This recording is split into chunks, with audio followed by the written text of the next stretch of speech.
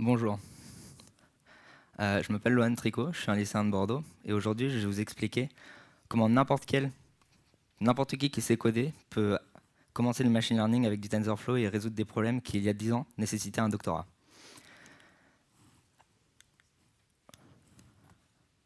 Pardon. Alors avec le machine learning aujourd'hui, on commence à créer des voitures autonomes. Tesla a promis sa première voiture autonome en mi-2018.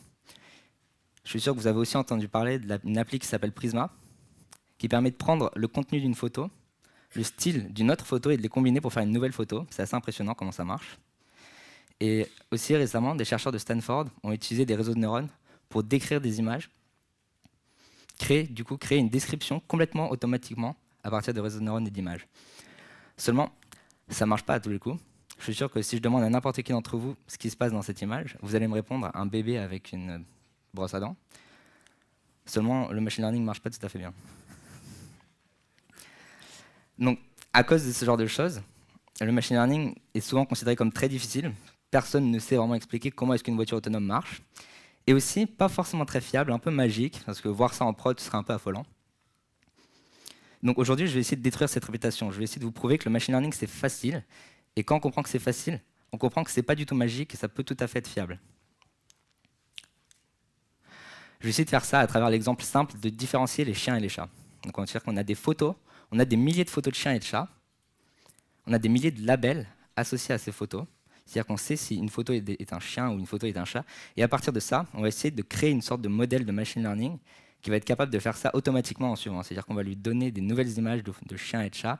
Il va discriminer de lui-même, être capable de déterminer si la photo représente un chien ou un chat. Donc on va faire ça avec quelque chose qui s'appelle le machine learning, et plus spécifiquement le deep learning. Le deep learning, c'est une branche du machine learning qui se développe depuis environ 5 ans, vraiment, vraiment beaucoup. Et le principe, c'est de créer une pyramide, ou plutôt une échelle d'abstraction. Donc tout en bas, ici, ça va être notre image, notre photo de chien. C'est vraiment une représentation concrète de nos données, c'est-à-dire que c'est des pixels. Il n'y a rien de plus concret. Et tout en haut, ça va être les labels de nos chiens et de chats. Donc ça représente c'est la représentation la plus abstraite de nos données possibles. C'est des concepts. Et entre les deux, c'est le deep learning qui va remplir. C'est-à-dire que chaque représentation que vous voyez, chaque étage, est une représentation de progressivement abstraite, plus on va haut.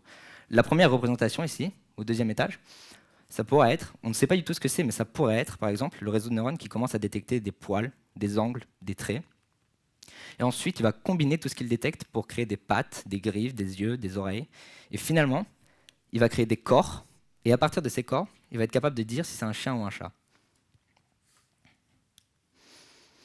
Alors pour formaliser le problème, ce qu'on essaie de faire, c'est trouver une fonction qui, à x, c'est-à-dire nos images de chien et de chat, va associer y, c'est-à-dire notre concept chien ou chat. Donc le problème, c'est une équation y est égal à f de x, trouvez f. Plus formellement, x, c'est une matrice de nombres, ou plutôt un objet en 3 dimensions, parce qu'il y a aussi la profondeur, RGB, les couleurs, et y, ça va être 2 vecteurs qu'on choisit, le vecteur 1, 0 pour représenter chat, et le vecteur 0, 1 pour représenter chien. Donc en fait, c'est un encodage qu'on appelle l'encodage one-hot. Ça veut dire qu'on choisit à un index, on met un 1 et le reste, on met des 0. Seulement là, il n'y a que 2 catégories. Donc le but, ça va être de trouver une fonction mathématique qui transforme notre objet en 3 dimensions en un vecteur avec 2 éléments qui se rapproche le plus du vecteur qui va représenter le chien et le chat, dépendant de ce qu'on a. Donc pour ça, pour exprimer cette fonction f, on va utiliser un outil qui s'appelle TensorFlow. TensorFlow, ça permet de créer 3 types de nœuds. En fait, TensorFlow va exprimer cette fonction f sous forme de graphe. Et ce graphe, il a 3 types de nœuds différents. Le premier, c'est ce qu'on appelle un placeholder. Ça va être un nœud, par exemple x, juste ici, qui va être remplacé par ce qu'on veut quand on va faire tourner notre graphe. Donc par exemple, notre image, on va l'appeler x, on va dire ici, je vais mettre mon image de chien ou de chat. Ensuite, il y a les variables a et b ici. Ces variables sont en quelque sorte les paramètres de notre fonction. Elles définissent la forme de la fonction, et c'est ces paramètres qu'il faut trouver quand on fait du machine learning pour trouver la fonction qui à x associe le bon y, donc qui à la photo de chien associe le concept du chien. Finalement, les nœuds qui sont des opérations, donc le fois et le plus ici, vont combiner les paramètres et les placeholders pour créer un peu notre nouveau vecteur qui va être y. Donc on va faire a fois x plus b, ça va nous donner y. C'est un peu comme, je suis sûr que quelques-uns d'entre vous ont étudié des compileurs, c'est un peu le même principe, c'est-à-dire que c'est un peu compiler une expression ax plus b, on crée un arbre à partir de ça, et cet arbre, c'est ce que TensorFlow crée. Nous, ce qu'on va essayer de faire pour reconnaître les chiens et les chats, c'est un arbre très spécifique, c'est un graphe plutôt très spécifique, qui va utiliser 3 opérations. Les opérations de convolution en vert, les opérations de réduction de résolution, qu'on va appeler du max pool en bleu, et les opérations denses, qui sont tout simplement des multiplications matricielles en bleu clair. Donc ça, c'est le graphe qu'on va essayer de créer. Et chaque opération a des paramètres, des A et des B, comme on a vu dans le slide précédent, qui vont permettre de modifier la forme de la fonction représentée par le graphe en entier. Le problème du machine learning, justement, ça va être de trouver ces paramètres pour que la fonction soit la bonne. Donc, si on veut implémenter ce graphe avec du code, ça va ressembler à ceci. On va définir notre modèle qui prend une entrée, et tout simplement, on va ajouter toutes les opérations. On va en renvoyer le résultat. Donc ici, il y a les opérations convolutionnelles, pool et dense. Alors, il faut savoir qu'avec TensorFlow, on peut presque s'arrêter là. Ça veut dire qu'il y a des gens qui ont construit des bibliothèques ou des librairies au-dessus de TensorFlow pour pouvoir écrire ce code, s'arrêter là, faire tourner, et on a notre modèle. Mais le but de cette présentation, ça va être de montrer qu'on peut quand même utiliser TensorFlow seul pour vraiment créer des choses plus intéressantes, aller plus en profondeur. Donc, je vais essayer d'introduire chacune des opérations et de les implémenter devant vous. Il faut aussi savoir qu'entre chaque opération qu'on fait, les convolutions, les réductions de résolution et les multiplications matricielles, on va introduire une fonction non linéaire qu'on appelle relu. C'est simplement max de 0 ou de x. Parce qu'en fait, toutes les opérations dont je vous ai parlé sont des opérations linéaires. Et pour augmenter la puissance d'expression de notre réseau de neurones, de notre assemblage d'opérations, on va rajouter des fonctions non linéaires. Donc comme ça, il pourra représenter des fonctions non linéaires. Et c'est le seul moyen pour faire une fonction qui passe de chien au concept de chien. Sinon, c'est juste trop compliqué pour des fonctions linéaires. Donc, on va passer aux convolutions. La convolution, ça prend une entrée, qui va être notre image, une matrice quelconque, et un noyau. Ça, c'est les paramètres de notre opération. Si vous voulez, c'est le A qui va multiplier x. Et ce noyau va passer au-dessus de l'image, va faire des sauts de 1, et on va multiplier chacun des éléments de notre noyau avec notre matrice, chacun des nombres superposés du noyau et de la matrice. On va faire la somme de toutes ces multiplications, et ça va nous donner le nouvel élément de notre nouvelle matrice. Un seul nouvel élément. Donc quand on fait ça sur toute la matrice, ça nous donne une nouvelle matrice en entier. Dans un réseau de neurones, ça ne se passe pas tout à fait comme ça, parce qu'il y a de la profondeur à nos images, rappelez-vous. Donc ce qu'on va faire, c'est une convolution avec un noyau qui lui aussi a de la profondeur. Ça marche pareil, la sortie est toujours une matrice en seulement 2 dimensions, mais pour donner de la profondeur à notre sortie, ce qu'on va faire, c'est juste rajouter autant de noyaux qu'on veut. Comme ça, on a une représentation qui est un peu plus riche. Donc on a une fonction qui a plus de pouvoir de représentation et qui va donner plus d'informations à l'opération suivante, si vous voulez. En TensorFlow, ça ressemble à ça. On donne l'entrée et on donne la forme des noyaux. On ne donne pas les noyaux eux-mêmes, on donne la forme des noyaux, c'est important. Les 2 premières lignes ici servent à initialiser le noyau. Il ne faut pas regarder la première, c'est un détail mathématique. Mais en gros, notre W ici, c'est notre noyau, ce qu'on appelle les poids, ou en anglais les weights, d'où le W. On les initialise à partir d'une distribution gaussienne, pour ceux qui font un peu de statistique. C'est juste des nombres aléatoires. Ensuite, on va initialiser les biais. Alors les biais, c'est quelque chose qu'on rajoute à notre opération. C'est dans le AX plus B, c'est le B. C'est-à-dire que AX, c'est notre convolution, B, c'est les biais. Finalement, on va faire notre convolution. Donc la convolution, c'est la première partie, et le B, c'est le plus B, c'est ce qu'on rajoute à la sortie. Alors le premier argument ici, c'est l'entrée. Le deuxième, c'est les poids, le noyau de notre convolution. Ensuite, on a un argument qui est un peu bizarre ici, la liste de 1. Alors ça, c'est juste la taille du pas que notre convolution va faire. C'est-à-dire qu'on peut choisir un noyau qui va sauter des nombres, qui va pas faire des superpositions avec toutes les sous-matrices possibles, mais qui va faire des pas avec, par exemple, de 2. Il va sauter des pixels. Ça nous permet de réduire la résolution si on veut le faire dans des réseaux de neurones un peu avancés. Mais aujourd'hui, on va garder seulement des pas de 1. Et le dernier élément, le dernier argument, same, c'est juste pour faire en sorte d'avoir une matrice en sortant de notre convolution de la même taille que l'entrée. C'est-à-dire qu'on va rajouter des zéros autour de notre matrice d'entrée, de notre image, pour que le noyau qui passe dessus garde toute l'information qu'il y a sur les côtés. Parce que si vous faites attention, en fait, le noyau, sur les côtés, il va passer moins de fois sur les nombres qui sont toutes aux extrémités que sur les nombres qui passent au milieu. Donc si on rajoute des zéros, ça permet de voir autant de fois les nombres aux extrémités qu'au milieu. Donc on garde toute l'information. Et on va appliquer la fonction relu, max de x est de 0, et on va retourner notre convolution. Alors, ce qui est très important ici, c'est que TensorFlow génère des graphes. C'est-à-dire qu'en envoyant une entrée et un noyau à cette fonction, ça ne nous fait pas l'opération, ça ne fait pas du tout l'opération, ça crée un graphe qui peut faire l'opération. C'est-à-dire que quand on initialise ici les noyaux, ils vont être les mêmes à chaque fois. On initialise une seule fois, et ensuite à chaque fois qu'on va appeler notre convolution, ils vont appeler les mêmes noyaux. Donc ça génère un graphe qui ressemble à ceci. Si on regarde de près, tout en bas, le gris ici, le trait gris, c'est notre entrée qui arrive. Puis il y a W, qui sont le noyau de notre convolution. On fait la convolution, c'est-à-dire qu'on va combiner W et l'entrée. Puis on va additionner B à cette sortie. Enfin, on va appliquer la fonction relue et on va sortir. Ça, c'est toute notre convolution, c'est toute l'opération convolution. Donc à chaque fois que vous voyez un bloc vert dans le graphe que je vous ai montré tout à l'heure, c'était ça. Maintenant, je vais vous parler de l'opération pool. C'est simplement une réduction de résolution, donc il n'y a pas grand-chose à dire. Ça ressemble à ça. Si on la décrit comme une convolution, ça ressemble à ça. On va séparer notre matrice d'entrée en blocs de 2 par 2, en sous-matrice de 2 par 2, et dans chaque sous-matrice de 2 par 2, on va prendre le nombre maximum.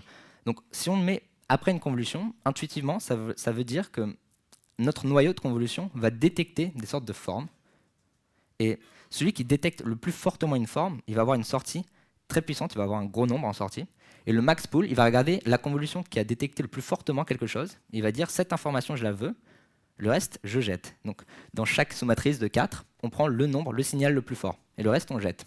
Donc ça nous permet à la fois de garder l'information intéressante et de jeter tout ce qui nous est inutile. Comme ça, on fait moins de calculs plus tard. Donc c'est pareil que la convolution. Ça ne se passe pas tout à fait pareil dans un réseau de neurones parce qu'il y a de la profondeur.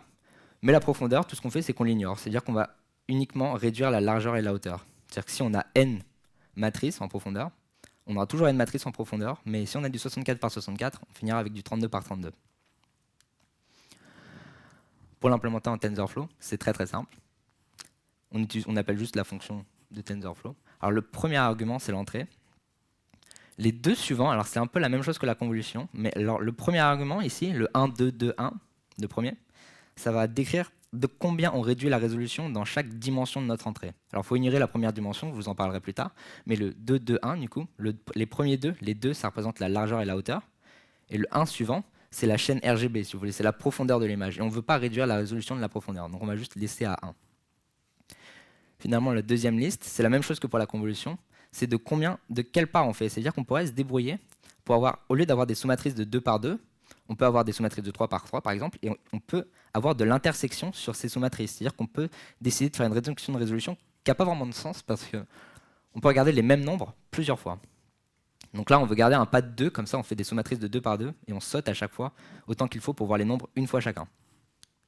Same, encore, l'argument same, c'est la même chose que pour la convolution. Si on a par exemple une entrée de 63 par 63, c'est gênant parce qu'on ne peut pas vraiment créer une matrice de 31,5 par 31,5. Donc on rajoute des zéros d'un côté, ça nous fait du 64 par 64, et on divise en 32 par 32. Ensuite, la multiplication matricielle, puisqu'elle va agir sur un vecteur, on va devoir écraser notre sorte de cuboïde, notre matrice en 3 dimensions. On va l'écraser. Donc pour faire ça, on va juste concaténer toutes les valeurs qu'on a. On va mettre ça dans un vecteur, mais c'est aussi simple que ça. Donc ici, ça va être la ligne C7, la ligne reshape. Alors elle prend la couche d'avant, elle prend l'opération d'avant comme argument. Et le moins 1 ici, le moins 1, c'est juste pour dire, tu te débrouilles, il n'y a qu'une seule solution. Donc ça, c'est la forme. Hein. Le deuxième argument, ça va être la forme dans notre reshape. Le moins 1, c'est pour dire qu'il n'y a qu'une seule solution, donc débrouille-toi à TensorFlow. Et le deuxième argument, 16 au carré fois 32, c'est juste le nombre d'éléments qu'il va y avoir dans notre vecteur. Donc rappelez-vous, dans les convolutions, on donne l'entrée, donc par exemple à la ligne C4, on donne C3, puis on donne la forme des noyaux, qui vont être du 3 par 3 par 16 par 32. Donc 3 par 3 pour la largeur et la hauteur de notre petit noyau. Et 16, ça va être la profondeur du cube d'avant. 32, ça va être la profondeur du prochain cube. C'est-à-dire qu'une convolution prend un cube et elle sort un cube. Donc le noyau, il est en 3 par 3. Le cube qu'elle prend, il est en n par 16. Le cube qu'elle sort, il est en n par 16. n par 16. Donc là, c'est juste un petit calcul pour dire 16 au carré fois 32, c'est juste la quantité d'éléments dans le vecteur. Maintenant, on va implémenter les opérations denses ou les multiplications matricielles. Alors c'est vraiment très simple, c'est juste une multiplication matricielle, il n'y a pas grand-chose à expliquer. L'entrée ici, c'est notre vecteur. Ça va être notre paramètre, ce qu'on va appeler W, et ça va être notre sortie. Alors là aussi, il y a un plus b, c'est-à-dire qu'on va rajouter un vecteur à notre vecteur de sortie. Si on regarde de plus près, c'est un peu comme une convolution. Ça veut dire que chaque vecteur colonne ici de notre matrice va agir comme un noyau de convolution. Il va détecter quelque chose sur notre vecteur ici, qui le multiplie. Et donc chaque élément du vecteur de sortie va représenter une sorte de signal. Est-ce que j'ai détecté ce que je voulais détecter? Plus le signal est fort, plus il a détecté ce qu'il voulait. Par exemple, il pourrait regarder, est-ce que ceci est un œil? Donc le vecteur de poids ici représente un œil. Donc s'il voit un œil dans ce vecteur, il va sortir un gros nombre, sinon il va sortir un petit nombre. Et donc on en a autant qu'on veut, des vecteurs colonnes. Donc plus on a de colonnes, plus cette opération va être expressive, plus elle va être forte, plus elle va détecter de choses. Pour implémenter la multiplication matricielle, c'est la même chose que la convolution. On commence par initialiser notre noyau, notre matrice avec laquelle on va multiplier l'entrée. On fait ça avec une distribution gaussienne, la même chose qu'avant. Puis on initialise les biais qu'on va ajouter à la sortie de notre multiplication matricielle. On effectue la multiplication matricielle pour créer le graphe TensorFlow. On fait la multiplication entre l'entrée, W, puis on rajoute B. Et enfin, on applique relu, la non-linéarité, pour avoir la sortie qu'on veut. Alors le graphe TensorFlow que cette fonction va générer va ressembler à ceci. Comme la convolution, on a une entrée, on combine avec W à travers une multiplication matricielle, on ajoute B, et ça sort. C'est-à-dire que là, j'ai oublié le relu, mais il faut imaginer qu'elle est là. Alors maintenant, on va essayer d'implémenter notre réseau de neurones du début à la fin, en utilisant les fonctions qu'on a créées. On va commencer par importer TensorFlow, et on va télécharger nos images de nos labels. Alors ça, c'est une fonction juste qui se débrouille pour avoir nos données. Le premier nœud qu'on va créer dans notre graphe TensorFlow, ça va être X. Alors X, si vous vous rappelez, ça représente nos images. Il est juste là pour dire, on va te remplacer plus tard avec nos images. Alors le premier argument ici, c'est le type de X. C'est du float 32, vous savez tout ce que c'est.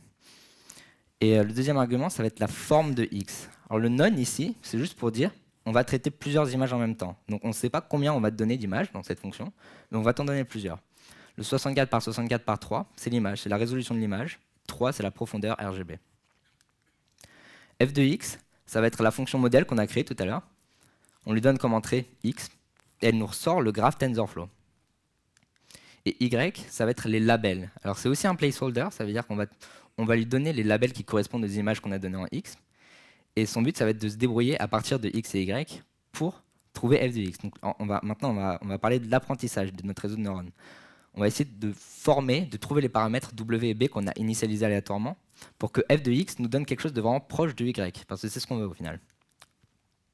Donc pour faire ça, on va créer ce qu'on appelle une fonction de coût.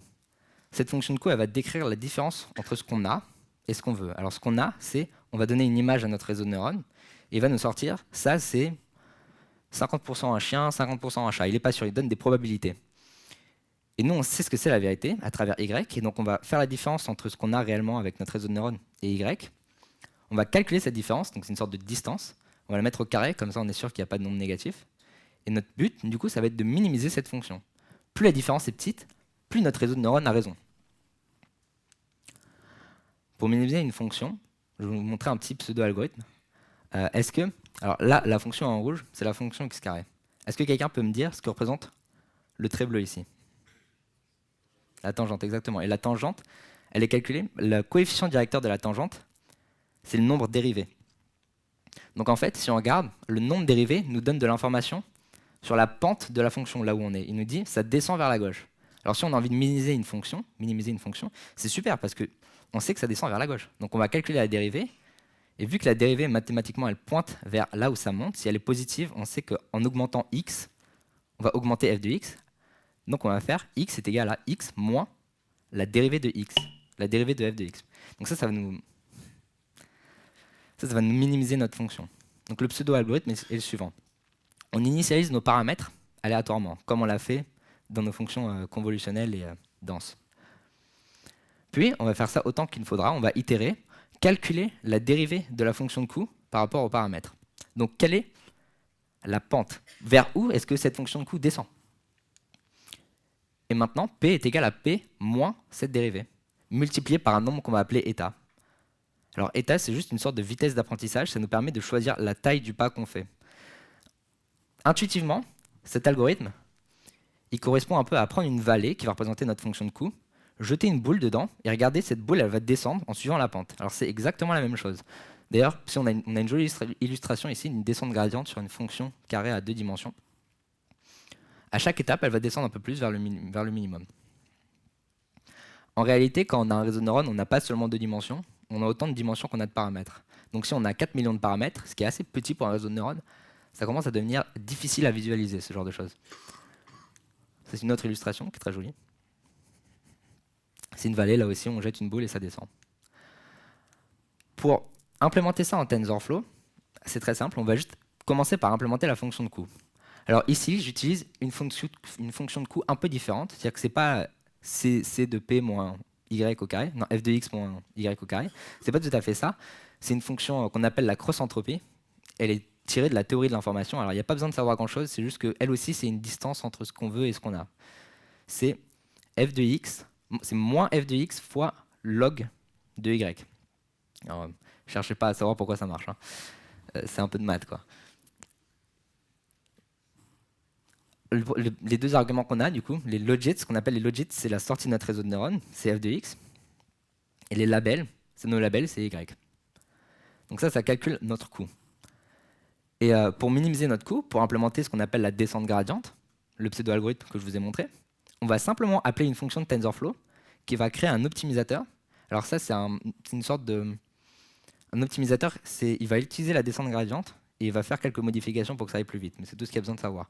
Donc on appelle un optimisateur avec une vitesse d'apprentissage. Ça, c'est un peu arbitraire. Ça se découvre expérimentalement. Vous le faites une fois, si ça ne marche pas, vous essayez une autre. Et on va lui dire de minimiser la fonction de coût. C'est tout ce qu'on a à dire. Donc ça va rajouter un nouveau nœud à notre graphe de calcul. Ce nœud, on l'appelle step. À chaque fois qu'on va appeler ce nœud, on va faire une étape dans notre descente gradiente. Ça va être une itération. Il va faire ce nœud, ce qui représente, c'est P est égal à P moins état fois gradient. C'est tout ce qu'il représente. Donc maintenant, ce qu'on a à faire, c'est faire une boucle qui appelle step autant de fois qu'on veut. Alors dans TensorFlow, c'est un peu spécial parce qu'on est obligé de créer une session. La session, ce qu'elle fait, c'est qu'elle nous donne un moyen de communication entre le langage Python ici et le graphe créé par TensorFlow. Parce que le TensorFlow, pour faire les choses un peu rapidement, il crée ce graphe et il le compile en C++ ou en CUDA si vous avez un peu de chance et que vous avez une grosse carte graphique. Du coup, on est obligé de créer une session entre Python et CUDA qui va nous permettre de faire tourner les opérations qu'on veut. Alors on commence par la fonction d'initialisation de nos paramètres. C'est exactement comme ici, P est égal à random. Alors ça, c'est ce qu'on a vu dans les fonctions convolutionnelles et denses. Quand on initialise W et B, c'est exactement ça, on les met de manière aléatoire. Et alors ça fait tourner l'opération qui initialise W et B. Donc là, on affecte nos valeurs aléatoires à nos paramètres. Puis on crée la boucle, on choisit des images aléatoires dans les deux premières lignes de la boucle. Image, label est égal à image de tel indice, donc on choisit des indices aléatoires. Donc on choisit vraiment juste n'importe quelle image, ça nous va, tant qu'elles correspondent à leur label. Et on va faire tourner l'opération step. On va lui donner les images et les labels qu'on veut. Donc il va calculer le gradient de la fonction de coût avec ces images et ces labels. Et il va assigner ce qu'il faut à P. Il va faire sa descente gradient. Il va faire une seule étape. Donc si on fait tourner ça 10 000 fois, comme j'ai fait, on commence à avoir des résultats intéressants. J'ai une petite démo pour vous, du coup.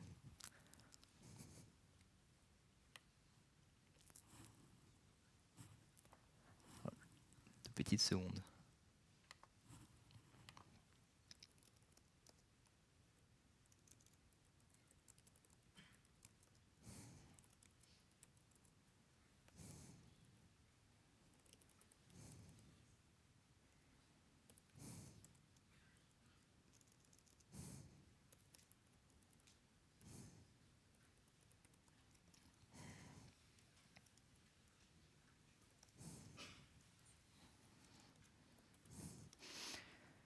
Il y a des outils avec TensorFlow qui permettent de visualiser l'apprentissage d'un réseau de neurones. Alors là, la démo elle va être un peu limitée niveau visualisation. Mais ce qu'on va voir, c'est la fonction de coût. Du coup, on va voir la fonction de coût se baisser peu à peu. J'ai un petit problème.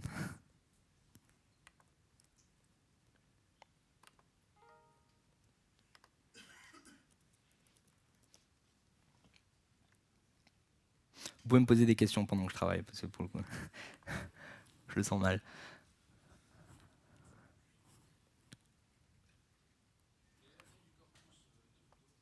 Alors justement, le corpus de photos, il permet de calculer le gradient par rapport à la fonction de coût. Notre fonction de coût, je ne vous l'ai pas dit, j'aurais dû, elle agit sur les images. C'est-à-dire que quand on fait la différence entre ce qu'on veut et ce qu'on a, f de x moins y au carré, ce f de x et ce y, ils sont tirés du corpus. C'est-à-dire qu'on donne à f de x un x du corpus, et y, c'est le y associé. Le x, c'est l'image de chien, et le y, c'est le vecteur chien. Donc on calcule du coup la fonction de coût sur ces photos, puis on calcule le gradient sur ces photos, qui est une approximation du gradient réel, puisqu'on utilise un sous-ensemble de nos photos. Et là, on fait notre étape.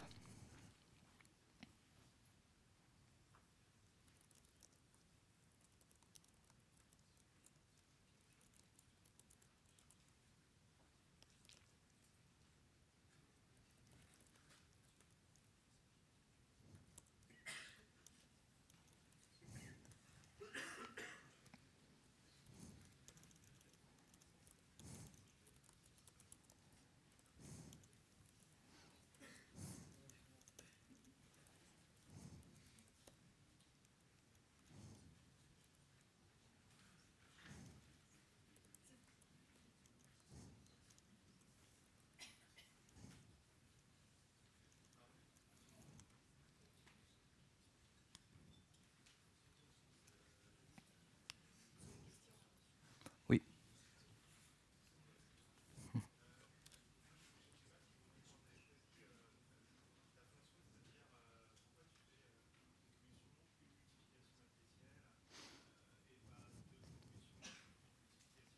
Alors en fait, ouais. Alors la question c'est pourquoi est-ce qu'on a choisi cet assemblage d'opérations en particulier? Pourquoi faire convolution, puis réduction de résolution, puis convolution, réduction de résolution, et enfin des multiplications matricielles? Alors ça, c'est assez expérimental. À l'origine, les réseaux de neurones, quand ils ont été inventés, c'était juste la multiplication matricielle. Et puis il y a des gens qui se sont rendus compte que ça respectait pas du tout l'information spatiale dans l'image. C'est-à-dire qu'on prenait notre image, on l'écrasait dans un long vecteur, et donc on perdait toute l'information, parce que quand on regarde un vecteur au lieu d'une image, on ne comprend rien. Mais quand on fait une convolution, ça garde l'image comme elle est, et on a une sorte de noyau qui va regarder toute l'image, et il va essayer de détecter la même chose, mais sur toute l'image. C'est-à-dire que si on a un noyau qui détecte un poil, il va essayer de détecter ce poil sur toute l'image, et sa sortie, ça va être une sorte de carte de où est-ce qu'il y a des poils. Donc ça, c'est l'intérêt de la convolution. Et quand on fait une convolution, on en fait autant qu'on veut d'affilée, mais expérimentalement, on a découvert qu'il y a un réseau qui s'appelle VGG, qui a découvert que quand on fait deux convolutions suivies d'une réduction de résolution, ça marchait plutôt bien. Donc c'est devenu une sorte de convention dans le deep learning. On met deux convolutions suivies d'une résolution à chaque fois qu'on fait des convolutions. Et là, on peut vraiment en mettre autant qu'on veut. On peut faire 5 ou 6 fois ce bloc. Il y en a qui sont amusés à le faire 500 fois, même 1000 fois. C'est un peu dur pour la démo à Devox parce qu'il prenait quelques semaines pour l'entraîner, mais bon. Et ensuite, on fait toujours des multiplications matricielles parce qu'elles permettent de combiner toute l'information qu'on a découvert avec les convolutions. Parce que les convolutions, elles gardent de l'information locale uniquement. Les multiplications matricielles, elles prennent l'information globale de tout ce qu'il y a sur le vecteur. Chaque colonne de notre matrice va le voir. Et c'est elles qui vont du coup faire le choix. Quand les convolutions disent il y a des poils ici, il y a des pattes ici, il y a des oreilles ici, la multiplication matricielle, elle va dire puisqu'il y a une oreille là, des yeux là, des pattes là, et des sortes de petites griffes, alors nécessairement, c'est un chat. C'est ça qu'elle fait. C'est-à-dire qu'elle prend la décision. Les convolutions vont créer ce qu'on appelle des features, des caractéristiques, et les multiplications matricielles vont faire la décision.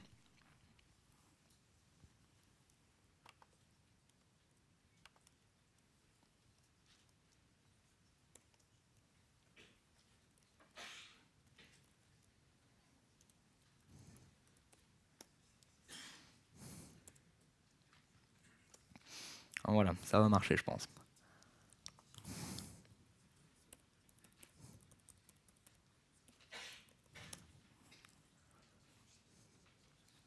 Alors ça, c'est un outil de visualisation de TensorFlow, qu'on appelle TensorBoard.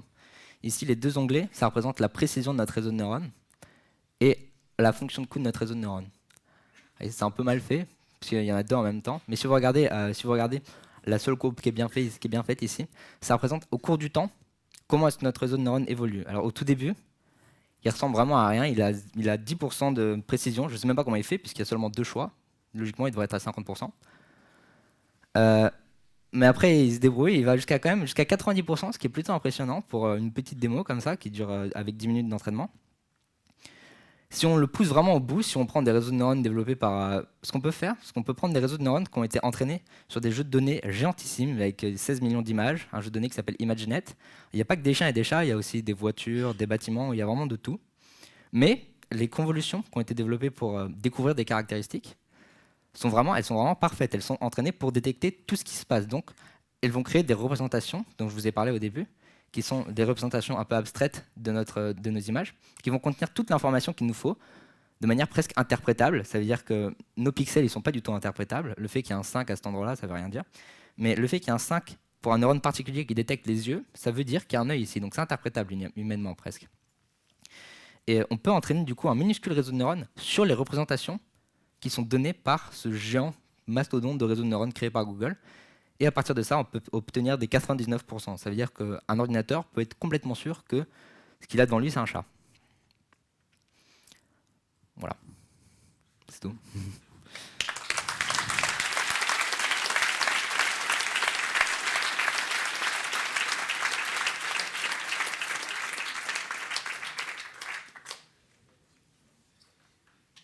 S'il y a d'autres questions, n'hésitez pas.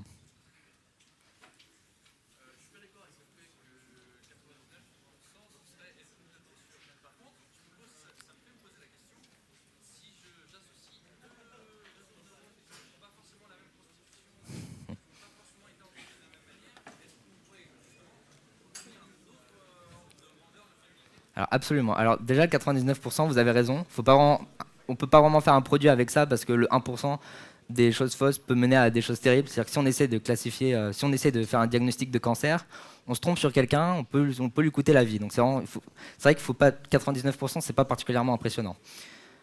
Alors oui, il y a quelque chose qui s'appelle, on peut faire des ensembles de modèles, c'est-à-dire qu'on peut utiliser les réseaux de neurones de toute architecture, et on peut même utiliser d'autres modèles qui n'ont rien à voir avec des réseaux de neurones, mais qui se débrouillent plutôt bien, en partant du principe qu'ils vont être bons, pas nécessairement au bon endroit, puisqu'on a on a une initialisation aléatoire au début de notre algorithme. Il n'est pas déterministe. Et donc souvent, ça améliore, mais c'est pas forcément impressionnant, les améliorations. Si on est à 70% de précision, on peut sauter à 75%. Alors ça ne nous avance pas beaucoup au niveau précision proche de 100, mais avec 99% de précision, on peut augmenter, oui. On peut augmenter de manière significative, mais je ne peux pas du tout savoir, je n'ai aucune idée de combien précisément on va augmenter, ça dépend vraiment des cas. Oui, c'est absolument possible. Alors tout le monde le fait, dès qu'on fait quelque chose qu'on veut vraiment être précis, c'est-à-dire dans une application, Netflix, qui faisait de la recommandation, a lancé une compétition il y a quelques années. Et le challenge, c'était d'améliorer leur algorithme de recommandation de 10% par rapport à ce qu'ils valaient déjà. Alors, c'est pas très simple. Du coup, ils ont donné $1 million à celui qui a réussi. Mais celui qui a réussi, il a fait 300 modèles différents. Donc, il a bossé pendant 2 ans pour faire 300 modèles différents qui n'avaient pas tous grand-chose à voir. C'est-à-dire que pour comprendre déjà ce que le mec faisait, Netflix a dû s'y mettre à beaucoup. Et ils ont jeté la majorité de ces modèles tellement c'était compliqué. Donc, on peut faire des ensembles. Lui, on a fait un ensemble de 300, mais il a battu tout le monde. Alors ça vaut pas forcément le coup de passer 2 ans à faire 300 modèles pour gagner 1%, mais c'est possible. Ah oui, il a gagné 1 million. Ouais. Ça valait le coup pour le coup, mais. Ok.